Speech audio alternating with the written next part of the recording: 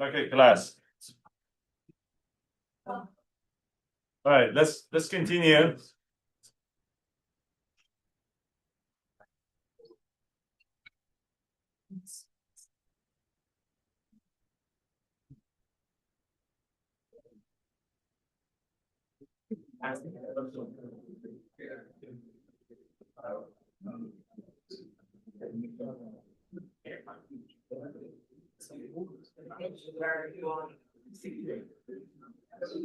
Okay.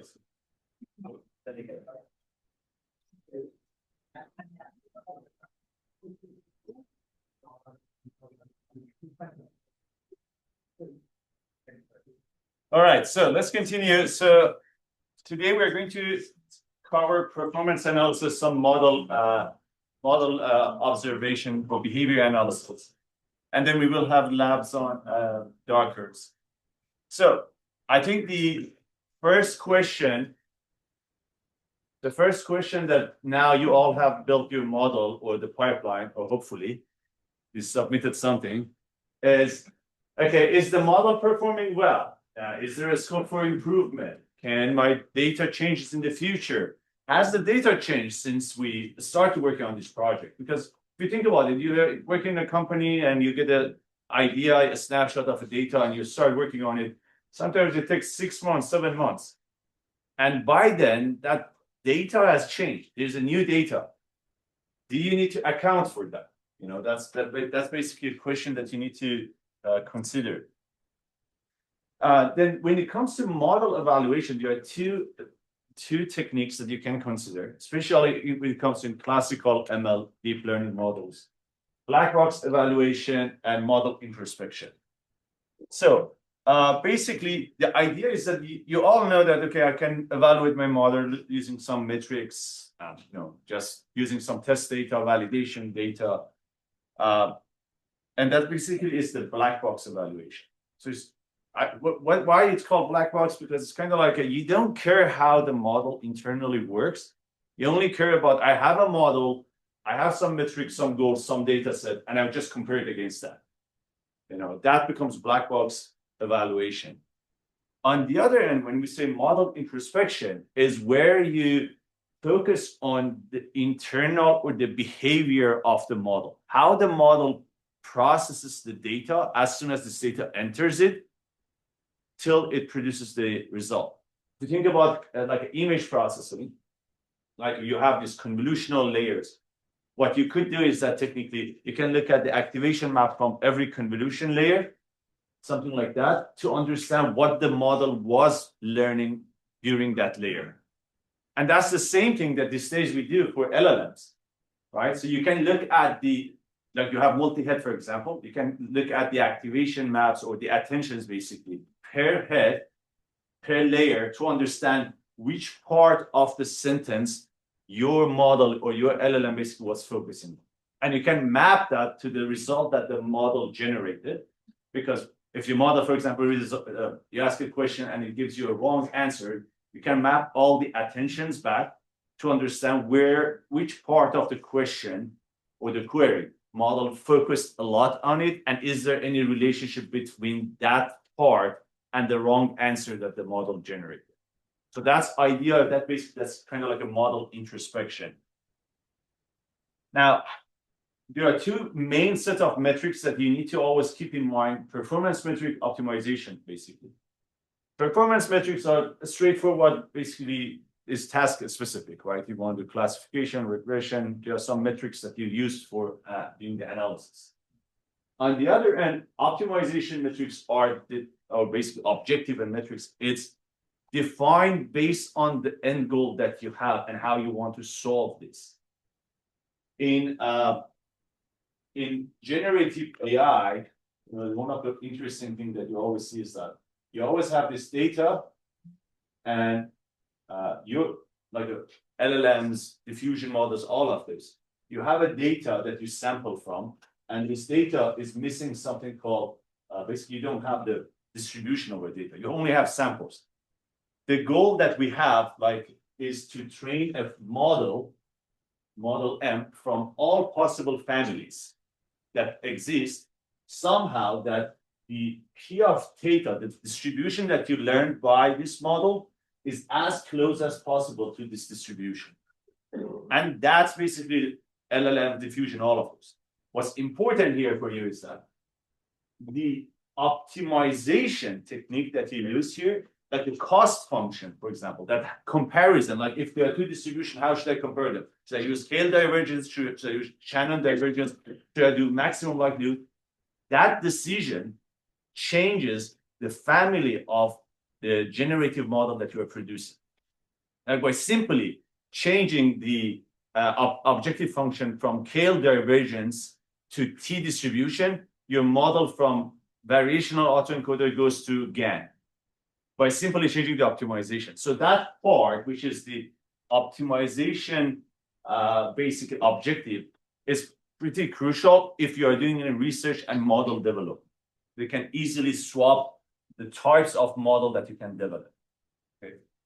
Now, when it comes to basically looking at the result of the model, you always need to remember you can do top level comparison, basic metrics, or you can do basically a slice basically comparison. Most of the time, all the libraries, all the tools that you're using are top level aggregation. That means you have a test data, validation data, and it does an average and gives you like AUC, ROC, mean error, or basically mean absolute error, whatever you are using. Those are all average. On the other end, you can basically, instead of doing that, you can slice the data into categories or subsets and do comparison over those slices. And we're going to talk about why we need to do that. One of the libraries that you can use again is TensorFlow Model Analysis, or TFMA. What it basically allows you is that, let's consider the bird as a slicing. So you can basically slice the data, assuming that, let's say you have customers. And what you could do is that you can break down the evaluation data or test data that you have in groups of different customers, or maybe a regional customers, and then do the comparison across those. A model is good where it performs the same across all of these slices, not just for one slice or one group. So I'm not going to spend much time on TFMA, but basically it allows you to do some, it's open source, it allows you to do model comparison, it gives you some visualization. Internally also it works something like this, and I think other libraries kind of like they do the same thing. So you have some input, if there are some extractors which they do the slicing for you, they extract some basically metrics. Then you also have these evaluators that that's where you define like what you want to evaluate for every slice, and it just gives you a final result. If you think about like on TensorFlow's family, we have TFMA, TensorFlow Model Analysis, that you can do for use for model analysis. You also have TensorBoard, which is for analyzing your model. So if you think about TensorBoard allows you to compare different models during the training over the time steps that it goes. But if you use something like a TFMA, it only allows you to compare model on snapshots, not during training. That means the model has trained and you compare it with the previous version or something like that. So aggregated versus slice. Look at the difference that you have. So on the left, your ROC curve, if you just look at the aggregation, you're like, oh, it looks great. I don't know, like I have 91 AUC. But if you look at on the right side and create two segments, basically A and B, what you will notice is that segment A is performing less than the average. Segment B is performing less than the average in compared to segment A. Segment A is kind of pulling the average up. So the problem with higher level aggregation is you won't notice the challenges that, like this, that you have, and you deploy a product, and as soon as certain customers using it, they will have problems. Right, so you need to ensure that you basically do all sort of like a slicing and segmentation and comparison.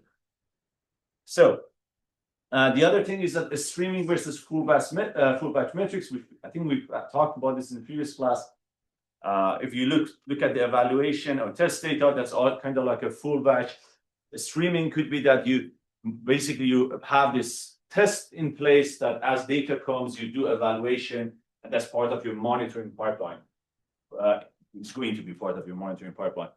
You do evaluation and you store that information somewhere, and then over time, if that basically evaluation, like the error is increasing, it's not a steady, over time is going up, or the accuracy over time is going down, then you need to create some sort of like an alert that, okay, something is wrong. So in your data, in your pipeline, monitoring pipeline for your product, you need to have something like that. Even if it's a simple, like a 1 or 2 metrics, you need to have that. Then the next thing is kind of like a model debugging. Now, when it comes to model debugging, there are a couple of terminologies to learn. The first one is model robustness. So robustness in ML is basically idea of around like a generalization. How good is this model? How, in general, if I slightly change something about the data that goes to this model, how much impact that will have on the output of the model, right? Models that are sensitive, by tweaking a little on certain parameter, you will get drastic change on the output, right? So that's something that you want to avoid. So that means that if you think about it on your prompt, especially, what will happen if you just change 2 words from your prompt? Do a comparison. If you basically have a pipeline or a model that simply changing the system prompt by 1 or 2 words will change the output that you are getting, that means you have kind of like overcomplicated that prompting, and that easily could fail over time. So you need to basically monitor for something like that. So when it comes to robustness metric, the first thing is that you don't measure robustness during training. It happens post-training, because you have a model, now you want to see that, okay, if this model is robust or not. You have some data that basically train test data. You can basically, what you could do technically is that go over your validation data and start changing randomly the features one at a time and see what happens in the outcome, and just basically create some sort of like a summary. When it comes to debugging of your ML models, basically the idea is that to detect any problem that your ML system could have. That could be a software problem, it could be like an ML model problem itself. So one of the objectives some of the objectives that you could have is that check for opaqueness. Your model, should be clear, should be easy to understand. Check for social discrimination, security vulnerabilities, privacy harm, and model decay. Those are all comes under the category of model debugging. Now, how could we debug? You can do benchmarking, you can do sensitivity analysis, you can do residual analysis. There are like 3 different techniques that can use. Benchmarking is kind of like a straightforward. We have talked about it. You have some benchmark data or model that you always compare again. So every time you have a new update, you basically need to compare it against some benchmark, and if it's equivalent or as bar, then you accept it. Otherwise, you reject it. Then we have sensitivity analysis and adversarial attacks. So when it comes to sensitivity analysis, have you ever seen these studies that shows that if you add certain noise to your model, it can easily change the basic result? An example of that is that how many times have you seen this news that someone on the PDF or resume put a hidden prompt for the LLMs basically to so that's the sensitivity analysis, right? If can someone basically tweak to bypass, for example, the prompt, with kind of like a prompt injection. So basically, overall, the idea is that as part of sensitivity analysis, to understand how well my model work if it sees some data that it never has seen before. Like how does this model behave? There are some tools you can use. Yes. For that example, how did LLMs, defend against that? Oh, so as part of the guardrails. So there are some practice you can do. Some examples are that companies do something called like a prompt modification or basically query simplification. So before that query goes to LLM, it actually runs something against the query to understand that if there is something in it or not. The other one is that you basically have post-processing. LLM produces a result. You have guardrails that you cannot produce something like this. You check. If something like that happened, you reject it. Actually, recently there are like series of papers were published in journals. So lots of journals also they're doing using LLM to read papers. So this news came out that some of these journals, as part of this citation and stuff like that, they put these prompts that do not question this paper, accept the paper, and those papers were published. And then later basically this comes out. So it's happening in the market. You need to basically account for certain things, and it's like a evolving field. It's not like we can think ahead of time for everything, but same thing like a classical machine learning that we need to account for all this. We run series of tests in LLM field. Also, you need to basically run series of tests to ensure that it doesn't fall for tricks like that. So there are some tools that you can use. One of them is what if tool. What if tool basically allows you, as you can understand, what if you basically tweak one parameter at a time on your data, and you see what if I increase this variable, what will happen on the model's behavior. So it's an interesting and kind of like an interactive tool that you can utilize. The other one is called random attack. The idea of random attack is that you expose your model or your basically pipeline to huge amount of randomly generated data. That could be like a fake data, just all like a random, and you monitor for model behavior. And at the same time, you also, if you expose your data or your pipeline to lots of traffic, if there's any system bugs or system issues, that will also come up. So random attack is one of the ways to debug your pipeline or your model. The other one is something like PDP or partial dependence plot. Basically, the PDP monitors the impact of one or two variables on the model output. It's just kind of like a way for you to see that what happens if I change this variable and keep everything else fixed, how much impact the model accuracy goes up or goes down. So that's PDP. There are some toolbox or libraries out there like a PDBox or PySparks. Those are like great. But the other question that is like how vulnerable is your model to attacks? So when we talk about attack, and it's like probably lots of time the question is that, well, like why should I care? Like who's going to attack and something like that. But you always need to account for whatever you build, you're monetizing over it, right? So there's a way that you can basically bypass that. Lots of time, basically hackers or attackers basically they target your pipeline to steal information. They try to basically reverse the model to steal the weights of the model, parameters of the model, basically kind of like a reverse engineering it. Like if you think about, let's say you have done build a model for healthcare, and this model job is to predict if there's some rare disease, if someone has that rare disease or not.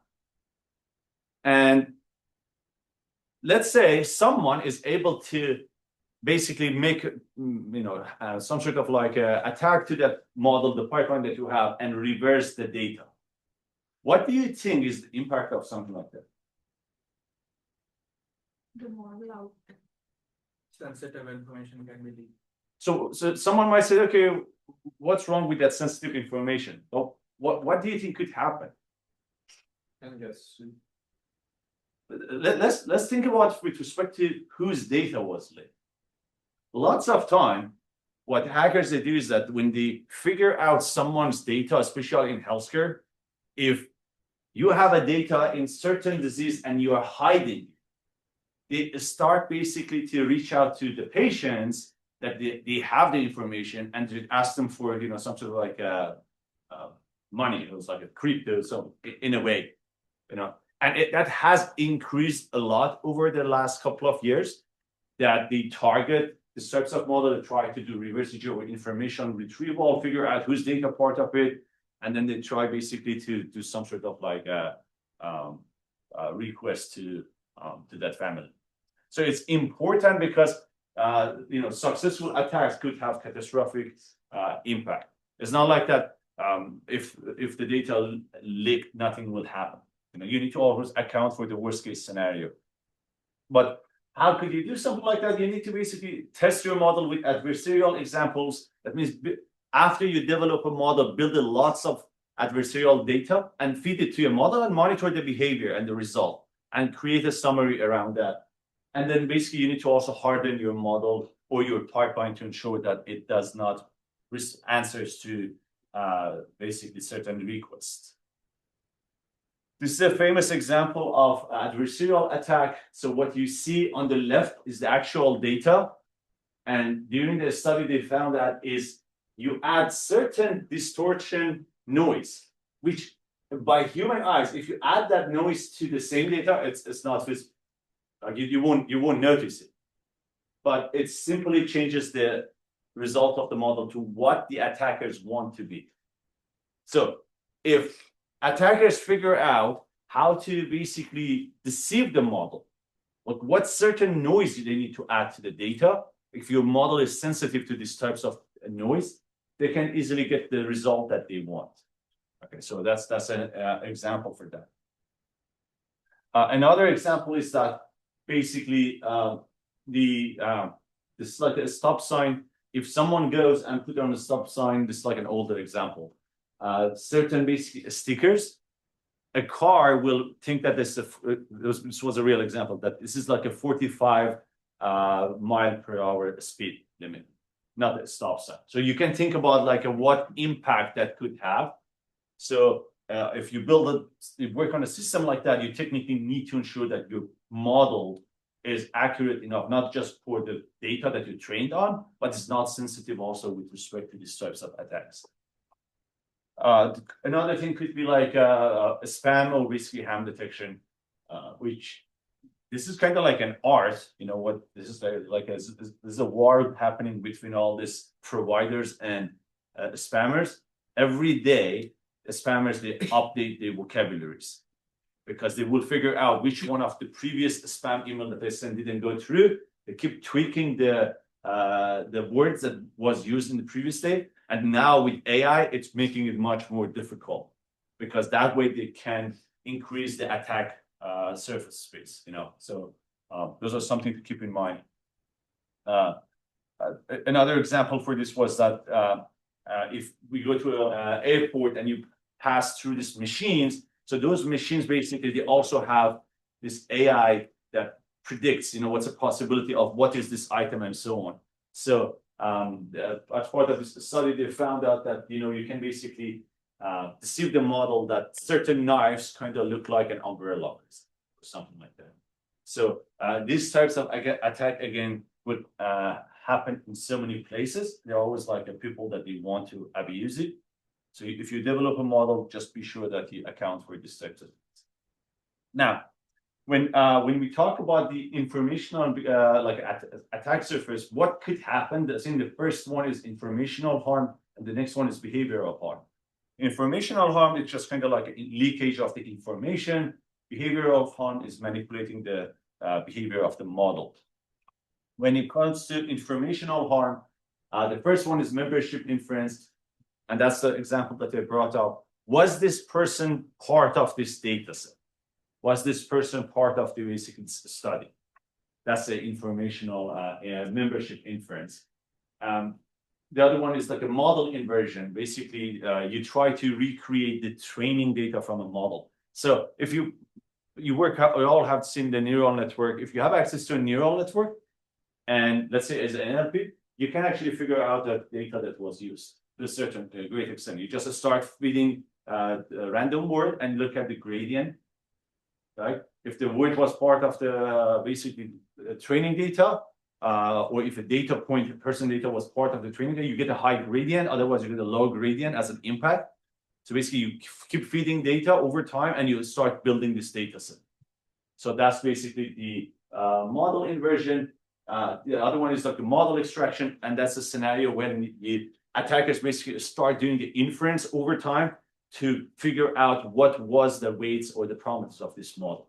Just by being able to send the API calls, you can basically do those recreations. So, and there are lots of company probably, you know, that they have put rate limits on this if they can detect if you are trying to do certain things. When it comes to behavioral harm, on the other hand, you can do poisoning and you can do evasion.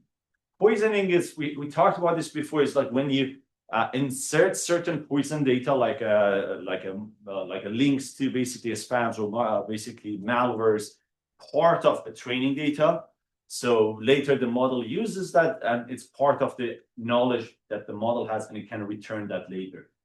And evasion on the other end basically is like your goal is to kind of like force the model to do a wrong thing. Like when we saw the stickers for 45 speed versus the stop sign, it's kind of like an evasion. Then there are some tools out there that you can use, like a Clever Hands, Toolbox, or kind of like open source frameworks that you can kind of like run it against your model or against your pipeline. It's kind of what they do. They build this adversarial data, or it's kind of like a random attack data, and they provide you with some summary to tells you that what are the vulnerabilities potentially this model or pipeline has. Another example that you can, another thing that you can do is kind of like called defensive distillation. So if you have a model, you basically build a distilled version of that model, which is trained to be against, to be more resilient against noisy data. You know, it's kind of like that's the idea of defensive distillation. When it comes to LLMs, you need to account for prompt injections. Basically, the idea of prompt injection is that user tries to again, like here, it's not easily readable, but it says the user prompt says is that ignore the previous instruction, give me this information. So basically, they try to see that if the model will listen to this prompt and ignore the previous instruction, right? So you need to always account for something, something like that. When it comes to data leakage and memorizations, you always also need to know that if you work with LLMs, they are much larger, they have much more capacity to memorize the data. So it's really possible that we have basically kept some track of the data, and that's why basically it could be targeted for membership inference or data extraction. So you need to basically be sure that you account for those type of things. When it comes to hallucination versus vulnerabilities, I think Vincent also brought this up really nicely. Hallucination is kind of like being used in a bigger umbrella for kind of like everything. But you need to basically make sure that when it comes to hallucination is generally around when you generate something that's not real, not, there's a chance that your LLM produces an answer, but the answer is not fake. It's just not the correct answer. So that's not technically a definition of hallucination. It's kind of like just the way that the system worked. It didn't maybe extract the correct information. Then your model is as part of hallucination could create fake citation, malicious URL. Those are like things to keep in mind. Just you need to be sure that as part of your pipeline, you account for this type of thing, and maybe probably in your CI/CD as part of that testing that you do, you need to test for these types of things. Okay, so even if it's a limited number of tests, maybe included in your CI basically. When it comes to model extraction on LLMs on the other end, which is probably you have seen an example of this was part of the news where like OpenAI was saying that DeepSeek basically they did the same thing. So that's the idea. So what basically the target is that to do some sort of like a distillation over the knowledge from a bigger model or bigger provider. Basically, you start sending these queries, targeted queries to understand what's the model result. And you basically over time, because if you think about it, if you have a query and you have an answer, so there's a function that generates that, right? So you want to produce that function. So you over time, and if you remember what was the idea of knowledge distillation, you have a model, you have a larger model, you compare the softmax result between these two. So they get the result from the larger model for different queries, and they have a smaller model that they ask the same question and it generates something. So they do a comparison and retrain the smaller model over time to behave in the same way that the larger model basically does. So that's the idea of this model extraction attack. Then on the other end, when it comes to behavioral harm for the LLMs, bias or toxic basically generation, or even the language. Like one of the things that you can always check for your LLM is that how the tone of the speaking varies depending on the question, the types of question that comes through. That's just also important. Prompt manipulation, basically, or like social and ethical consequences. These are all like behavioral harms that could come for the LLMs. Probably you have seen, this is also on the news, that there are certain families that are suing OpenAI for like the kids basically with like a suicide, and then they look at the chat, and the AI basically part of this basically said that like a kind of like a convincing or like supporting of the event that's going to happen. So those are things that basically to keep in mind. So how could you do some sort of like evaluation on your LLMs? There are some benchmarks that you can use, Adel Glue, Helm, red teaming, basically, and there are some tools like text attack, robustness, gene guardrails, and there are more than this. This is like everyone's building something. But you basically need to be sure that you use some of this, test your pipeline against it, and see what you get.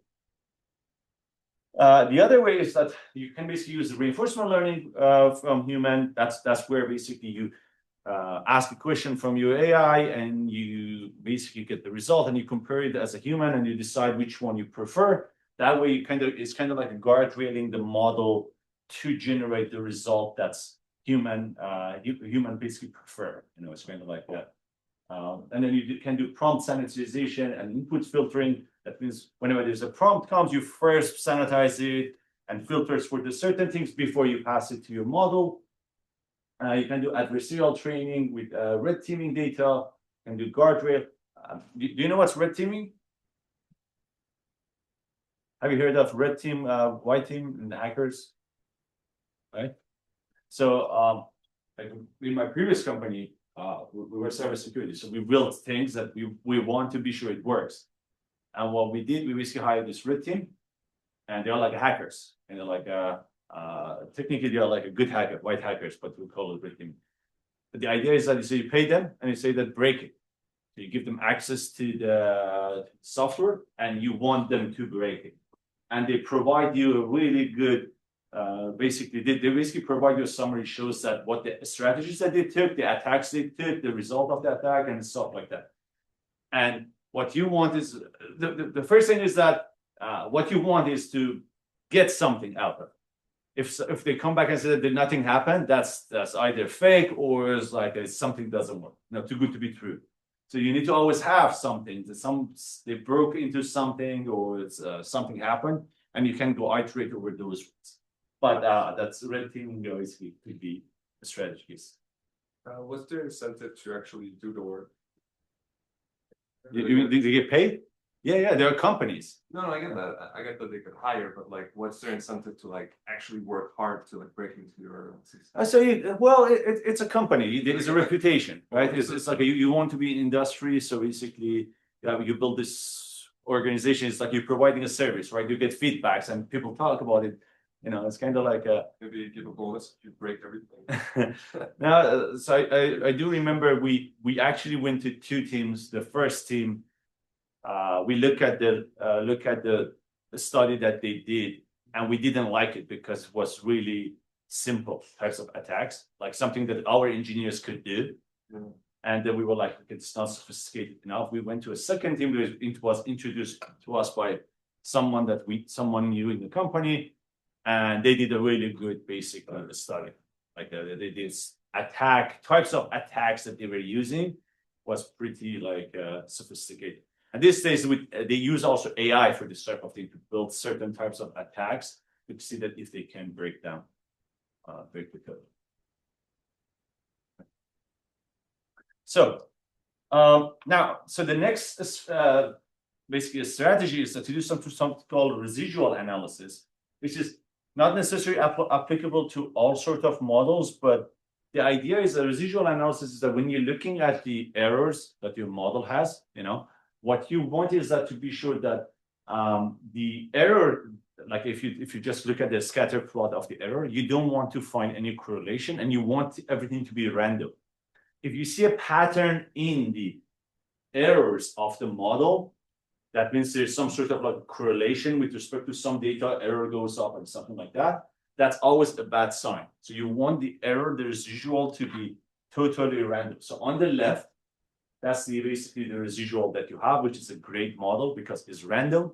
On the right, this is bad because there is a systematic basically behavior in the residual that you have. Normally, when you have something like the one on the right, that means there is a variable, either you're missing, there's a variable in the data that could basically improve that. So you need to basically go ahead and look at individual variables that you use, or maybe a variable that you didn't use that is correlated to these residuals, basically. So you don't want to have the one on the right, you want to always have the one on the left. So, and again, also, you also don't want to have autocorrelation among the residual. So autocorrelation is a bit basically when you look at two adjacent residual, you don't want to find correlation between those. That think about it like a time series data that you have.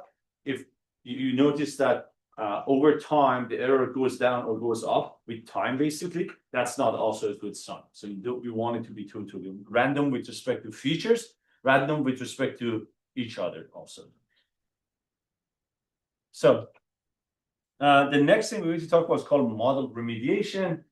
And basically, we have talked before about this. We have seen data augmentation. Basically, you add some synthetic data, you ensure that you could fix some sort of like a class imbalance, but also your model becomes more generalized. But when it comes to also neural network, there used to be this myth that neural networks are a black box. We cannot see what's going on inside them. That's not the case anymore. It's kind of like it's not like a 100% open, like an open box, but you can try to interpret the behavior of your neural networks. Now, as part of the remediation techniques, you can do something called model editing or model assertion. Model editing is basically when you try to do some sort of like a edit on your, like a pruning, for example, on trees or on neural network. That's model editing. After you develop the model, you go and prune it, basically. This is kind of like a manual tweak. Model assertion, on the other end, basically is rule-based. So what does that mean? And you can think of model assertion as like something like a guardrails, basically. So you have an LLM and you make a call, it may give you an answer, but you have these rules that if this happened, you're going to reject the answer that the LLM provided, basically. Or you're not going to do that because you have some system rules or business rules that you need to be account for. So that's the idea of model assertion. Now, you also need to account for remediation, like techniques like for discrimination, especially. There are a couple of strategies to do this. One idea is that be sure that you have people from different cohort, different groups, in the team. So it's kind of like you don't have this inherent bias toward the study that you do. You always do some sort of like a feature selection with respect to training data, use fairness metrics for hyperparameter selection. That means if you are doing the hyperparameter tuning, just don't do it with respect to accuracy and AUC and stuff like that. Just account also for those. On top of that, you need to also account for fairness or maybe a sliced results. Now, we have said fairness. Let's understand what's fairness first. Who wants to tell us what do you think is fairness? If you say my model is fair, what do you mean?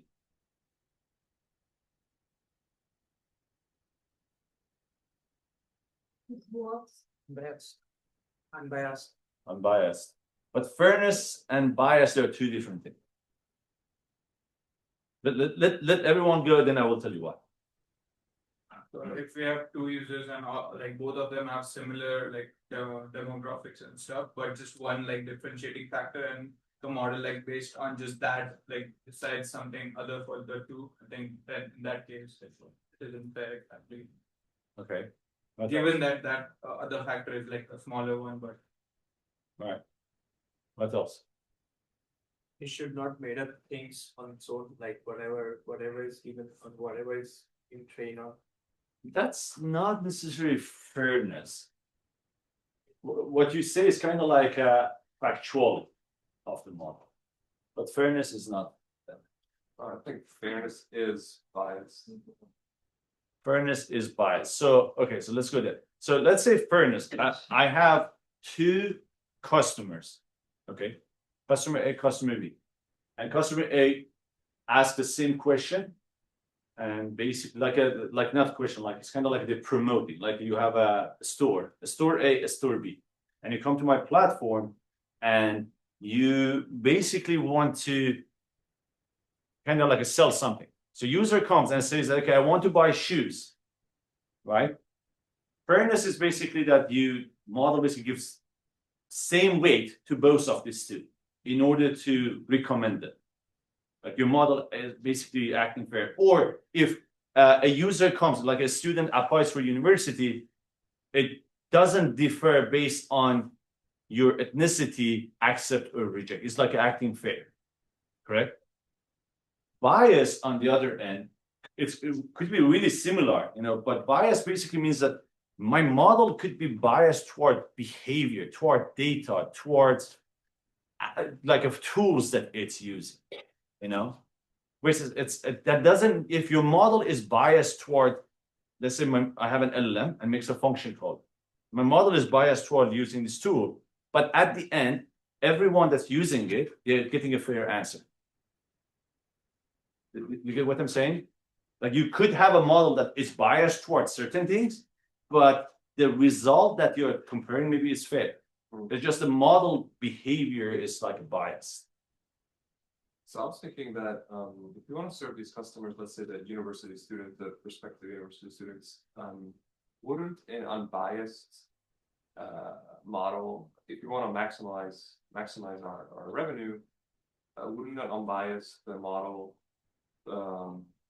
focus on the person who has more money? Because we want to maximize how much money we can make.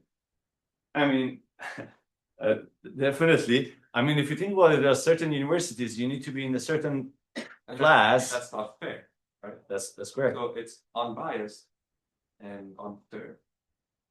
So yes, they could go in certain scenario be really similar the definitions.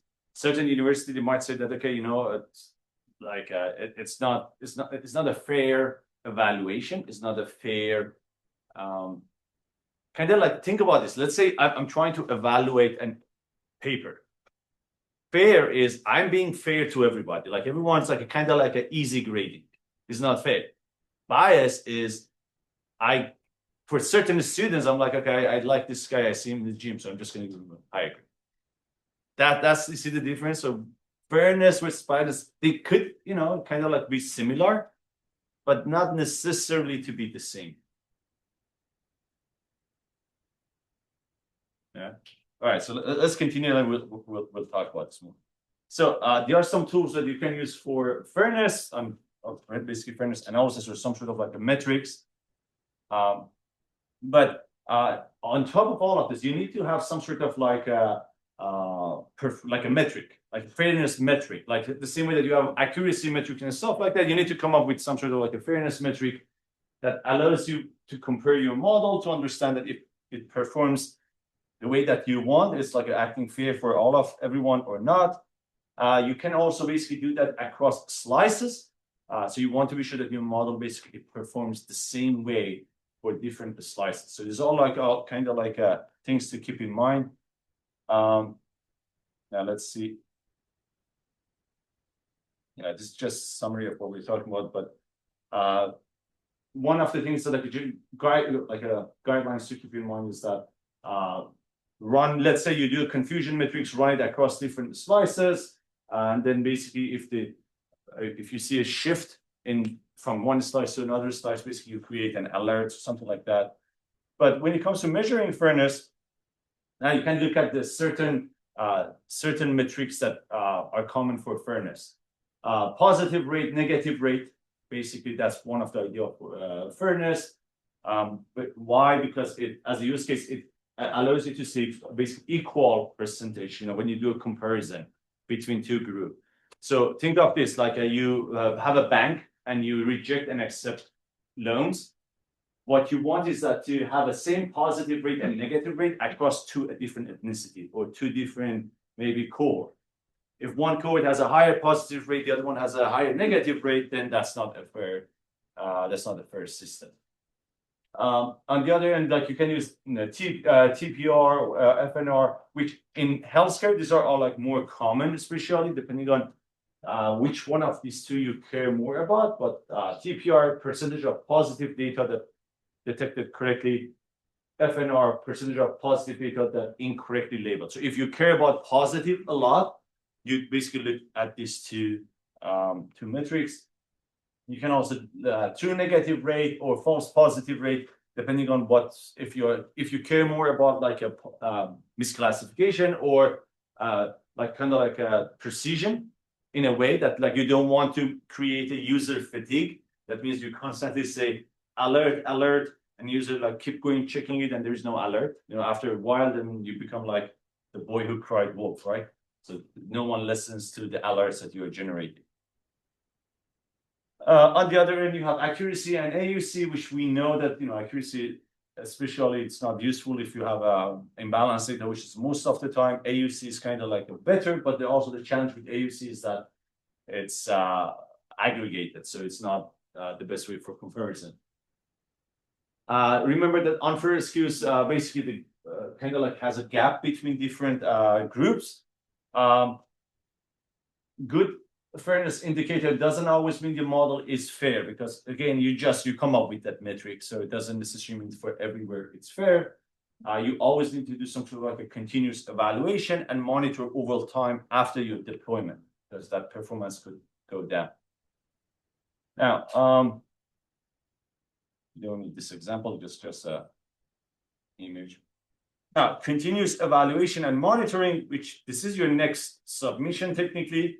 As part of your deployment, you need to have this pipeline. The idea is that the training data is always a snapshot of the word that you have. Word is changing. As soon as you deploy your model, you need to monitor for those changes. Your model does not get better with age. It's always going to get worse. Okay, so you just account for that. Also, Vincent give you a really interesting idea about like even if you make an API call, doesn't mean that the model you have today is the same model that you make API call tomorrow. So account for those, especially if your model is super sensitive to the prompt that you have. A small change tweak in the model parameters could have a wrong result on your outcome. Okay, so maybe you need to run some sort of like a weekly test to see that if the performance goes down on the test case that you have. And if it goes down, then that could tell you that something changed about the model probably. So we have talked about data drift and shift. I'm not going to step on it, but you need to monitor for those two. You have a schema and some distribution. If you have those types of like a classical or deep learning types of model, you need to do a comparison against those. And basically, this is the pipeline that you are going to create.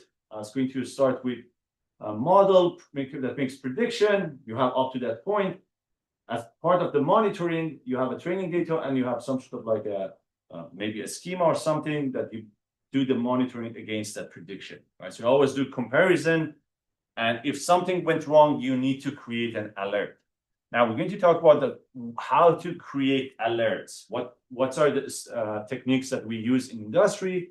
One of them called statistical process control, which is a technique that actually is common in manufacturing to find defects on the basically flow shop.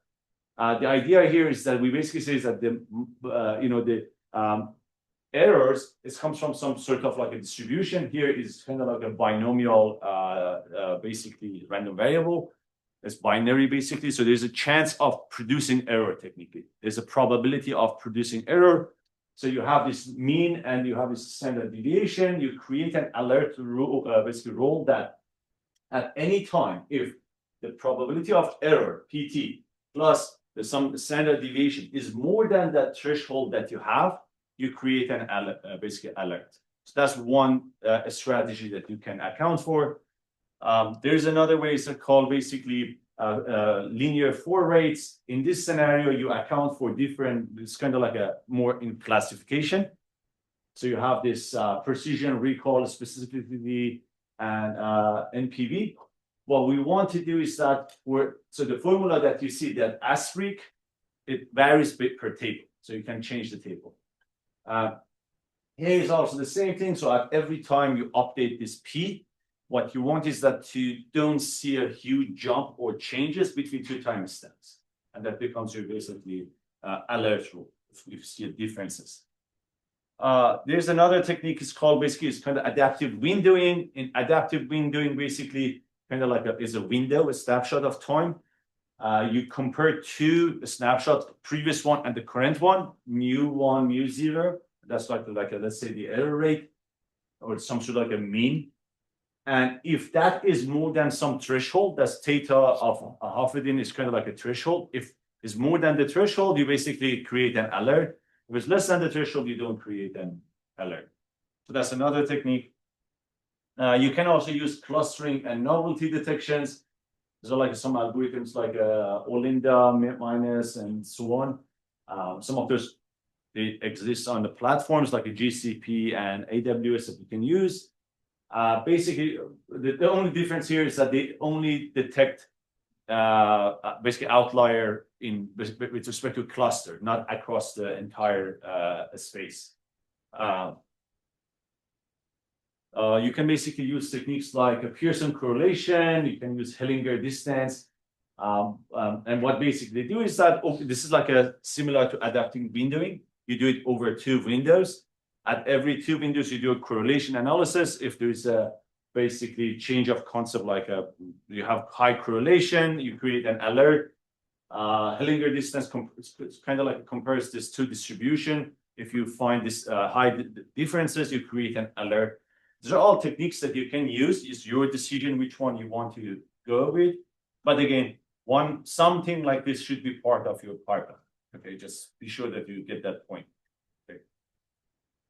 The other one is like a margin density drift detection, which I think we talked about this before, but the idea will be that you want to be sure that the region that, if your model makes, again, classification, maybe the region that is like less confident, you want to monitor for that region. Or if you think about it from the perspective of a margin classifier, any points that are falling close to the margin, you want to monitor for those. If the ratio of those points, the probability of being part of those groups increases, and compared to what you expect, what you saw during the training, basically, you kind of like create an alert. Okay. So, all right, let me go over this. It's just like some of the libraries also. How many of you using on GCP are using Vertex AI? So if you use Vertex AI, by default has this continuous evaluation. So on Vertex AI, like it allows you to, whenever you deploy a model, it basically, and you give access to features, it tells you that do you want me to do monitoring, and it also allows you to select different types of monitoring for like a drift detection or skew detection and stuff like that. So those are like they have out of the box. All right. Okay, so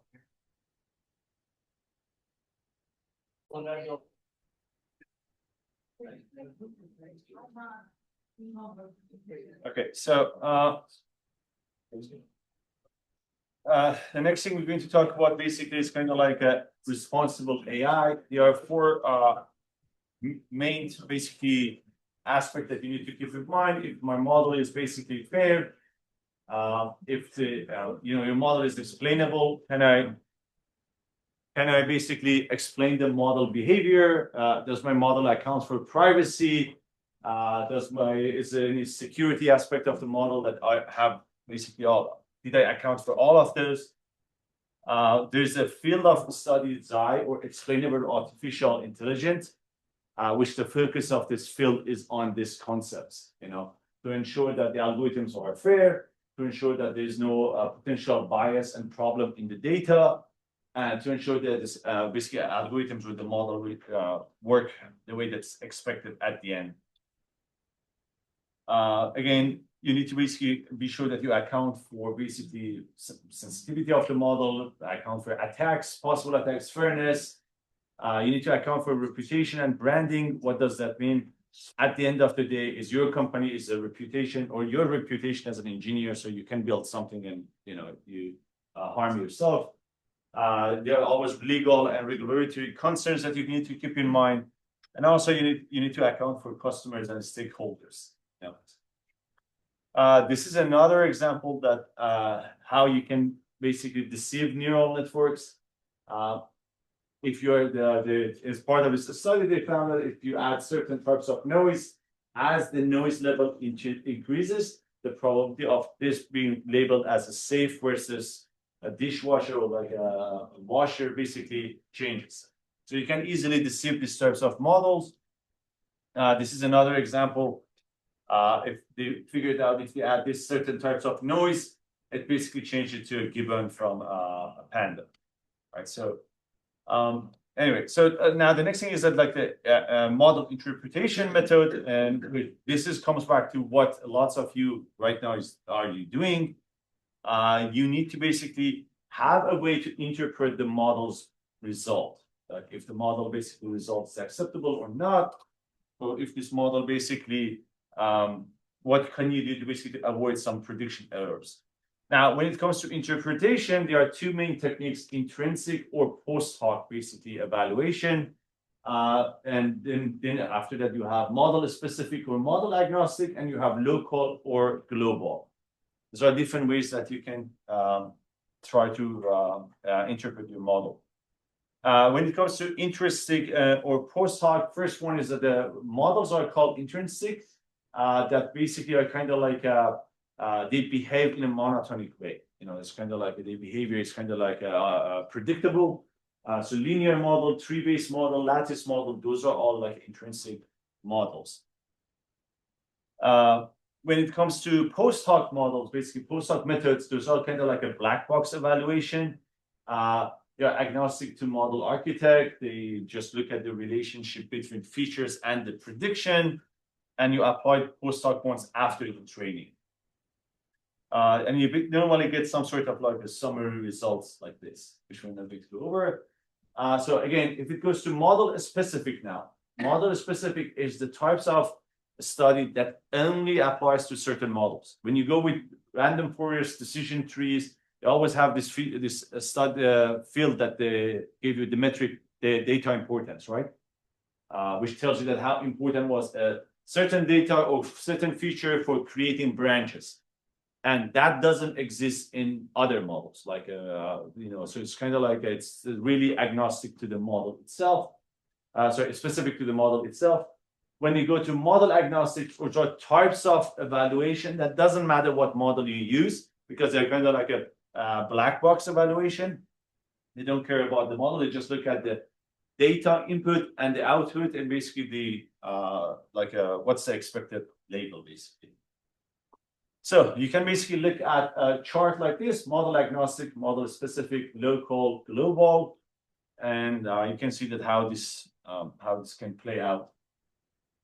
So first one is local evaluation, and local evaluation basically that means you have one data point at a time. So you pick one data point and try to understand for this one data point, this was the result, why that result happened. You look at across different features, different fields, and try to understand the impact of that field on the result related to this one data point.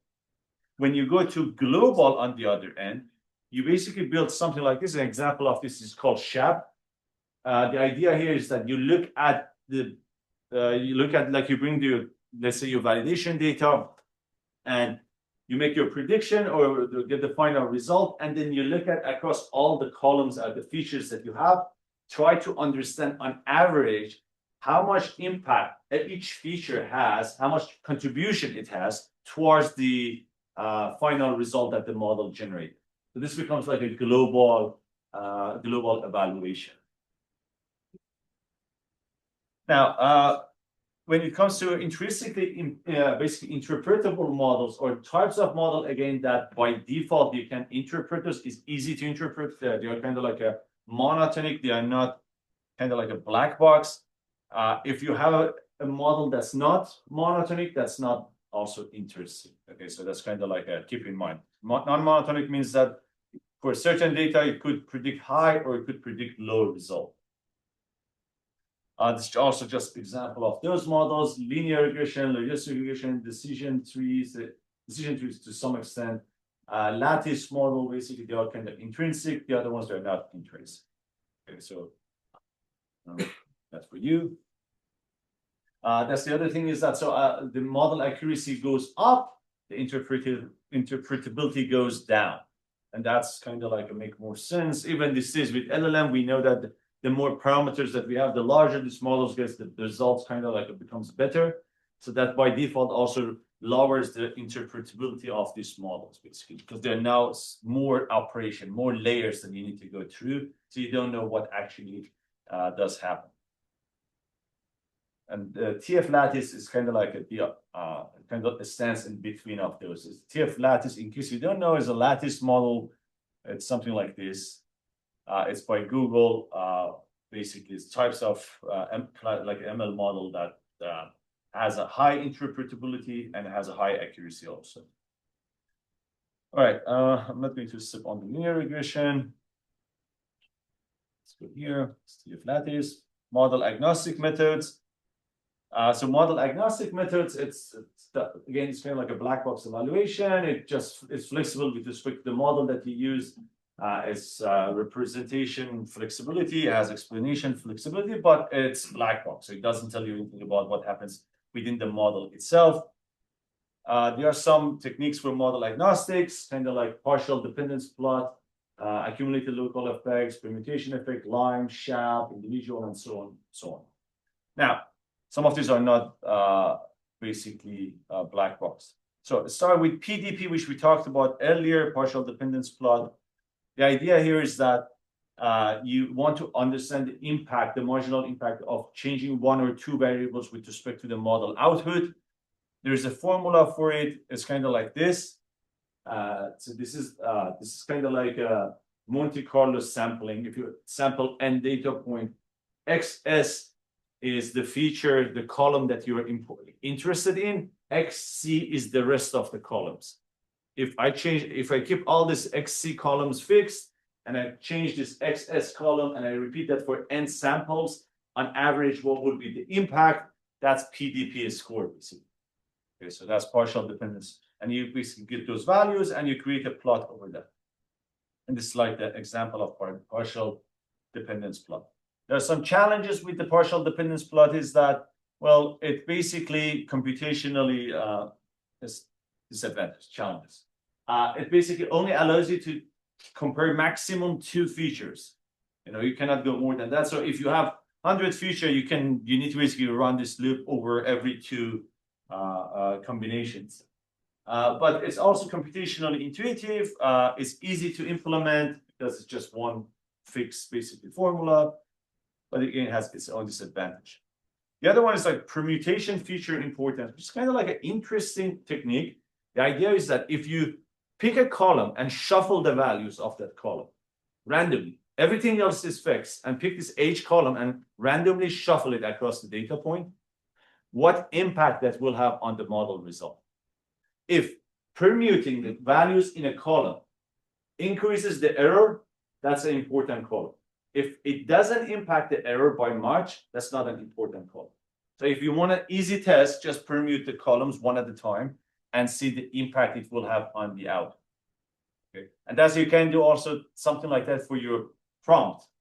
If you go over your prompt and basically change words, like you have a fixed prompt and just run it for a while and just change the words and see the impact that it has on the output, that tells you which part of the prompt your system is highly sensitive. Okay, so that's permutation importance. And the next one is Shapley value, which the idea of the Shapley value comes from game theory. That's the idea is like basically you have a player and these players that contribute to the game. At the end of the game, not everyone gets a fair share of the result. And that comes back also to your project or product development.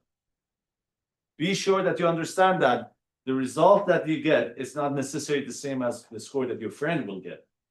We will go over your code base, your GitHub especially, you have a contribution, right?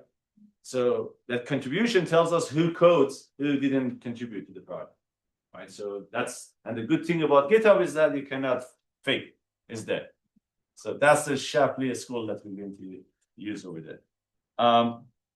And the example of that is that, let's say, for example, you're trying to make a prediction for a price of the house, and the price of the house is 300,000, and the average prediction, like the model says 300, average prediction in the neighborhood is 310, and you want to understand that 10,000 error gap, what caused it. If you use something like Shapley, you can basically understand that the contribution that each feature had toward that cost, and you can just kind of like get sense of that. And it's just one possible explanation. The difference between PDP and Shapley is PDP compare one by one, and this compare like in parallel. So PDP doesn't PDP basically, they're kind of like you can compare them. You know, PDP is kind of like if I keep everything fixed and I change this specific one, what impact it will have. Shapley is like you're not changing something. You just try to understand that if this was the result, what's the contribution of everyone toward that result? Like how, which columns are more important in general? We can do that in black box model as well. Which one? We can apply Shapley in black box model as well. Yes, yeah, we can do that. So, and then another thing is a SHAP, which is kind of like a Shapley additive explanation, which the idea here was that to make Shapley is kind of like it wasn't that easily explainable. So this idea of SHAP came to make it more explainable. There are some version of this that you can use or what exist the libraries out there for you to use. But this is like a SHAP explanation. It allows you to basically create this visualization and try to basically do some comparison with the baselines. And then also it gives you this final summary basically. You know, so there's a Shapley and there's a SHAP. It's two different things. One of them is more explainable version of the SHAP. All right. It also can give you this SHAP dependence plot. What you can see in something like this is you have hours and you have temperature and you have the SHAP value. You can see that there's increase, decrease, increase, decrease, and you can basically map those two to the two features, the temperature and the hour, and try to understand if there is a correlation or there is an impact. If the temperature goes up, the hours goes down, what will happen on the SHAP? That basically tells you that that SHAP is the contribution that that combination has on the result. Either is negative contribution or positive contribution. So, and the last thing is like a testing concept activation vectors. This comes more around the neural network, especially when you deal with the latent variables. So on the left, basically, if you look at the CO concept, when you look at the concept of the basically ties or like the one on the top, you've got the highest similarity for ties for the COs. The one on the bottom, they get the lowest similarity. And then model woman concept, more similar neckties. Model men concept, least similar neckties, basically. So it's kind of like you can run this study around the like a latence or kind of like a concepts and try to basically to understand if your model understands the necktie in the proper way or understands the tie correctly, right? So let's say you have a model that makes the classification and it's like a general, or like you have this diffusion model that generates images. You can try to test your model to see that does it understand if I prompt, I want 10 image of CEO's tie, like male CEO's tie, can it produce it? You know, that's a test of concept. So does the model understand the concept of the CEO and a concept of the tie? You know, and can it generate for those? The last one is LIME. It's kind of like a local interpretable model agnostic explanation. The idea here is that if you have a large model that is not interpretable, you build smaller surrogate models to use those for the interpretability, and you map the result of those smaller models to the larger model. So again, you have a large model that you cannot interpret. You build a smaller model that their job is to like they're separate from each other, but they look at the result of the larger model and to try to interpret that result, like with respect to the features that you use for those models. All right. Let's.